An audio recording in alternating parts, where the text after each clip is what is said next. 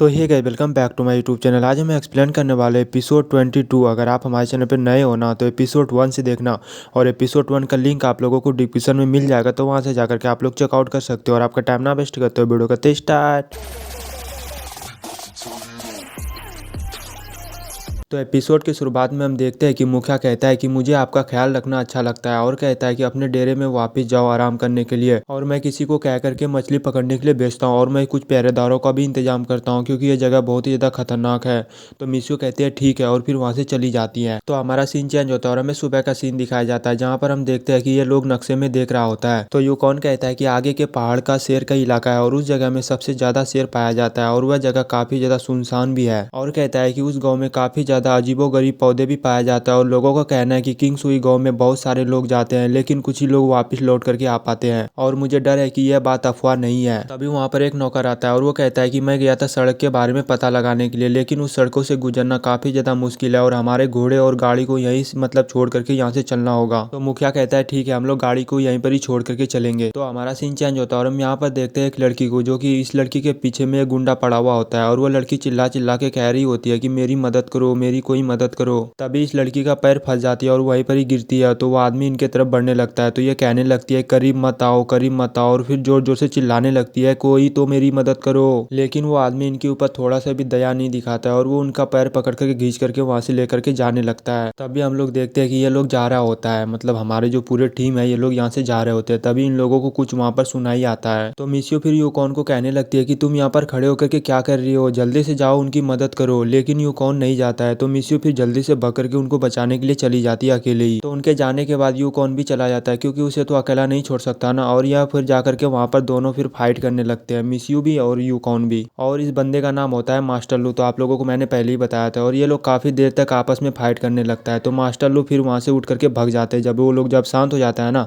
तो ये जल्दी से उठ करके वहां से निकल लेते हैं। तो ये दोनों जा करके उनको उठाता है और उनसे पूछता है कि तुम ठीक तो हो ना। तभी वहां पर इन लोगों के ऊपर फिर से हमला किया जाता है। तो ये लोग फिर वहां पर काफी ज्यादा डर जाते हैं। तो मिसियो अपनी कानों से सुन करके बताती है कि एक आगे में है और दो पीछे में। तो वो लड़की फिर काफी ज्यादा डर जाती है और अपने मुंह से आवाज निकालने लगती है। तो यूकॉन कहता है कि शांत हो जाओ, आवाज मत करो। और मिशु से पूछता है कि क्या तुम्हें सुन सकती हो कि वो अभी कहाँ पर है। तो मिशु कहती है हाँ मैं सुन सकती हूँ। तो यूकॉन कहता है कि मुझे बताओ कि वो अभी कहाँ पर है। तो मिशु फिर अपनी कानों से सुन करके बताती है कि वो उधर है, अपने हाथों से मतलब इशारा करती है कि वो वहाँ पर है। तो यूकॉन फिर चाकू मारता है, तो वो बंदे फिर वहीं पर ही गिर जाता है, क्योंकि इनका निशान एकदम परफेक्ट है, मतलब उस बंदे को चाकू लग जाता है जाकर के। तो वो लड़की फिर इनका धन्यवाद करती है और कहती है कि आपने मेरी जान बचाई, आप बहुत ही अच्छे इंसान हो। और इतना बोलने के बाद ही वो लड़की वहीं पर ही बेहोश हो जाती है। तो हमारा सीन चेंज होता है और फिर हम यहाँ पर देखते हैं कि मिशु देखो कैसे साइड में झाड़ू लगा रही है। तो आप लोग ध्यान से देखो, ठीक है। तो जियो कहती है कि उनके हाथों में जो घाव है उनके अलावा बहुत सारे खरोच भी है, और थोड़ा खून भी बह रहा है, और उनके सिर में कोई भी जख्म नहीं है। और बताती है कि बचने के बाद इसे राहत की महसूस हुआ ना, इसी वजह से ये बेहोश हो गई वहीं पर। तो मिशु फिर घर को देखने लगती है और कहने लगती है कि हम लोग कितने नसीब वाले हैं, जो इतने ज्यादा खतरनाक जगह में हम लोगों को यह जगह मिल गया रात बिताने के लिए,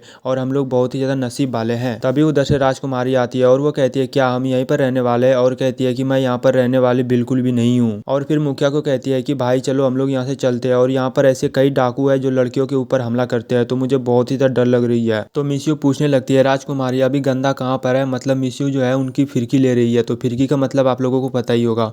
और कहती है कि मुझे बताओ, मुझे साफ करना है। और उनके पैरों में ये झाड़ू लगाने लगती है, मतलब बगल में उसमें सटा देती है। तो राजकुमारी कहने लगती है गंदे झाड़ू को मुझसे दूर ले जाओ, मतलब मुझसे दूर करो इस झाड़ू को। और कहती है कि आप घर में जाकर के क्या करने वाली हो, देखो यहाँ पर कितनी ज्यादा हरियाली है, और तुम यहीं पर रुकोगे, कहीं पर भी नहीं जाओगी तुम। तो राजकुमारी फिर लड़ाई करने लगती है। तो जल्दी से फिर मुखिया उनको रोकता है, और मुखिया कहता है कि मिशु महल में ये तब से रह रही है जब वो छोटी थी, इसीलिए इनको यहाँ पर मन नहीं लग रहा है, और वो इस तरह की जगह पे कभी भी नहीं गई है। और फिर मुखिया तारीफ करने लगता है मिशु की। मुखिया कहता है कि अगर आप ना होते ना तो शायद इस लड़की की जान चली जाती, क्योंकि उस लड़की की जान बचाने के लिए कोई भी वहां पर नहीं जा रहा था। सबसे पहले जो है मिशु गई थी, फिर उनके पीछे पीछे यूकॉन भी चला गया था। तो मिशु कहती है कि तुम सही कह रहे हो, और मुझे भी लगता है कि मैं दूसरों की तुलना में बहुत ही ज्यादा बहादुर इंसान हूँ। तो यूकॉन कहता है किसी को बहकाना नहीं चाहिए। यूकॉन को लगता है कि राजकुमारी को कह रही है दूसरों की तुलना में मैं सबसे ज्यादा बहादुर हूँ। और यूकॉन कहता है कि आपने नहीं सोचा था कि जब आप इस लड़की की जान बचा रहे थे तो आप अपना सुरक्षा क्यों नहीं कर सकती। मतलब यूकॉन का कहने का मतलब है कि आपने उसे नहीं बचाया बल्कि मैंने उसे बचाया। तो मिशु कहती है कि यह मैं ही थी जिसने आपको बताया कि वो अभी कहाँ पर छुपा हुआ है। तभी तभी तो मैंने बताया तो आप उसे मार सके, क्योंकि उस टाइम में मिस्यू नहीं बताया था कि वो बंदा अभी कहाँ पर है, तभी तो यूकॉन ने उनको चाकू मारा था। तो आप लोगों को शायद पता ही होगा। तो मिस्यू कहती है कि आप नहीं जानते कि दूसरों की तारीफ कैसे किया जाता है। तो यूकॉन उनसे पूछता है कि तुम्हारे कौन से कानों को पता चल जाता है कि कौन सा बंदा कहाँ पर है। तो मिस्यू बताती है कि ये वाला। तो यूकॉन कहता है कि तुम दूसरों को परेशान नहीं करोगे, समझ गई। तो मिस्यू फिर उनके करीब जाकर के एकदम धीरे धीरे से कहती है ठीक है मैं समझ गई, मतलब राजकुमारी को जलाने के लिए ऐसे बोल रही है, मतलब धीरे धीरे। तो राजकुमारी कहती है कि तुम मेरे ही बारे में बात कर रहे हो ना, और फिर कहती है कि तुम्हारा तुलना तो मेरे महल के नौकरानी से भी नहीं किया जा सकती। तो मिस्यू कहने लगती है कि ये लो फिर सफाई करो, और ये बहुत ही ज्यादा मजे कर रही है। मिस्यू जो है उनको बार बार चिढ़ा रही है। तभी उस लड़की को होश आने लगती है। तो जियो कहती है यू कौन, इनको होश आ गई है। तो मिस्यू उनको जाकर के कहती है कि आप ठीक तो हो ना, और आपकी तबीयत अभी कैसी है। तो ये लड़की कहती है कि मुझे बचाने के लिए आपका धन्यवाद। तो यू कौन कहता है कि मुझे धन्यवाद देने की इतना जल्दबाजी मत करो, क्योंकि तुम्हारे बेहोश होने से पहले मैंने सुना कि आपने मुझे मास्टर किंग कहा, और पूछता है कि क्या आप मुझे जानते हो। तो वो लड़की कहती है बेशक मैं मास्टर किंग को तो जानता हूँ, और महिलाओं को एक साथ किंग सुई गांव भेजने के लिए चुना गया था।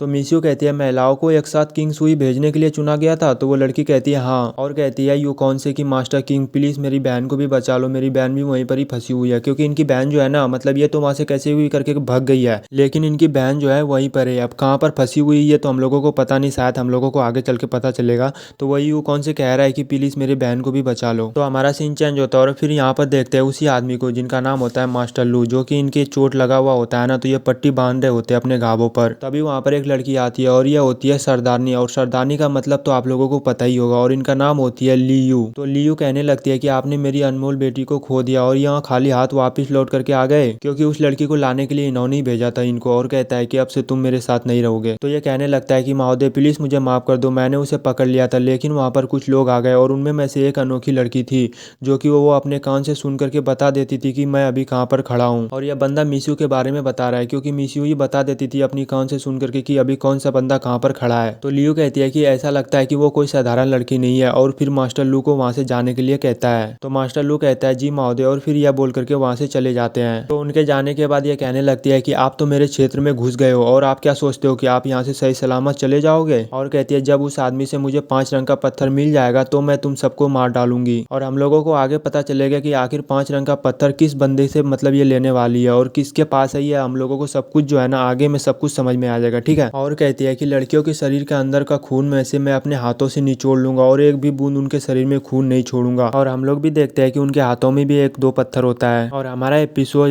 22 यहीं पर ही खत्म हो जाता है। आगे का भी एपिसोड देखने के लिए आप हमारे चैनल को सब्सक्राइब कर सकते हो, साथ ही जो है ना घंटी पे ऑल पे कर देना। और यार मैं देखो कितनी अच्छी वीडियो बनाता रहता हूँ, और मुझे वीडियो बनाने में बहुत ही ज्यादा मेहनत लगता है, लेकिन फिर भी यार मेरा वीडियो वायरल क्यों नहीं हो रहा है ये मुझे खुद भी समझ में नहीं आ रहा। तो प्लीज यार आप लोग जो है ना मेरे वीडियो को पूरा देखा करो, और जो है ना शेयर करा करो अपने दोस्तों में, क्योंकि आप लोग जानते हो कि एक वीडियो बनाने में कितना ज्यादा मेहनत लगता है, तो आप लोगों को पता ही होगा। प्लीज यार मैं आप लोगों से रिक्वेस्ट करता हूँ कि आप लोग सपोर्ट दिखाओ, ठीक है। आपकी सपोर्ट की मुझे बहुत ही ज्यादा जरूरत है, कि आप लोगों को पता ही होगा कि मैं कितने दिन से इस चैनल पे मेहनत कर रहा हूँ। तो प्लीज यार सपोर्ट करना, और पूरा वीडियो देखने के लिए दिल से लव यू, और मिलते हैं फिर एक नेक्स्ट वीडियो में। तब तक के लिए बाय बाय, अपना ख्याल रखना।